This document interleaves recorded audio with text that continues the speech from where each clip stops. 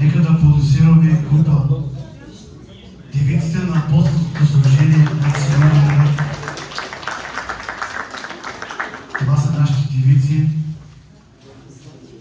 на апостолската църква на град Симеоновград.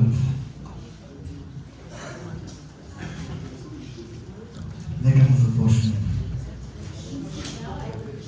А всичко това стана, за да се сбъдне изреченото от Господа чрез пророка, който каза: ето девицата ще зачене и ще роди син и ще го нарекат Исус, което значи Бог с нас. Понеже ти се казал, Господи, моето прибежище и си направиш себе си своя жилище. И какво звънятата сполети ни трябва, ще се доближи до шатрата ти.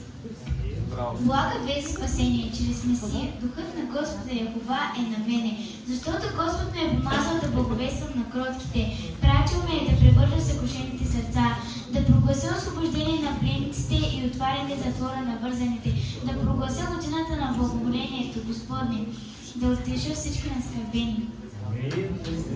Нека кажем сега Израил, неговата милост е вечна. Нека кажем сега Ароновия дом, неговата милост е вечна.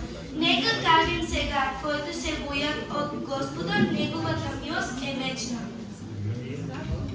Глас на един, който вика: направете в пустинята пътя за Господа, направете в безводното място прав път за нашия Бог.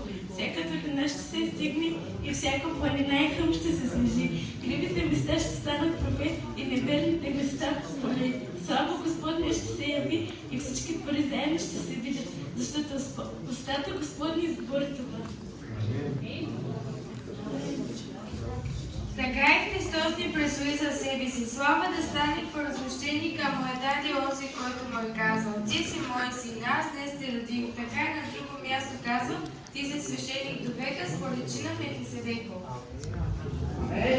И той да ви изпрати определения за вас Исус Христос, когато трябва да приемат небесата до времето, когато ще се възстанови всичко, за което е говорил Бог.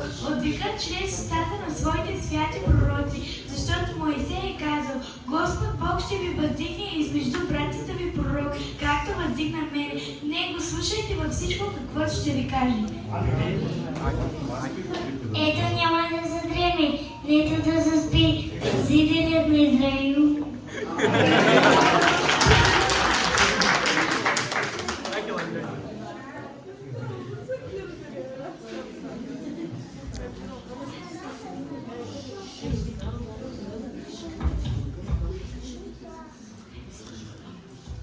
Твоето царство е скиптък на правата, възлюбен си правда и си намрази нечестие. Затова, Боже, Твоя Бог те е помазал повече от твоите събратия. О, Господи, царувам, облечене, Опазен е с мощ и още, и все е твърде, така че да не може да се поклони. От всяка е потвърдена, така че да не може да се поклати.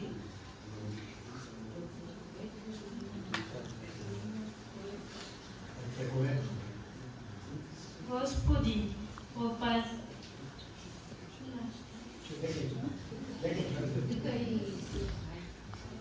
Ако слушаш гласа на Господа, своя Бог, благословен ще бъдеш в града и благословен ще бъдеш на полето. Но той беше проподен заради нашите грехове, беше съсипан заради нашите беззакония.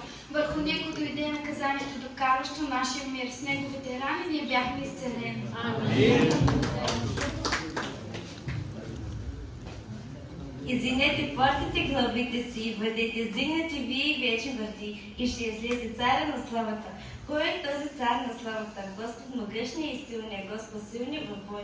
Кой е този цар на славата? Господ на силите, той е царя на славата. Амин.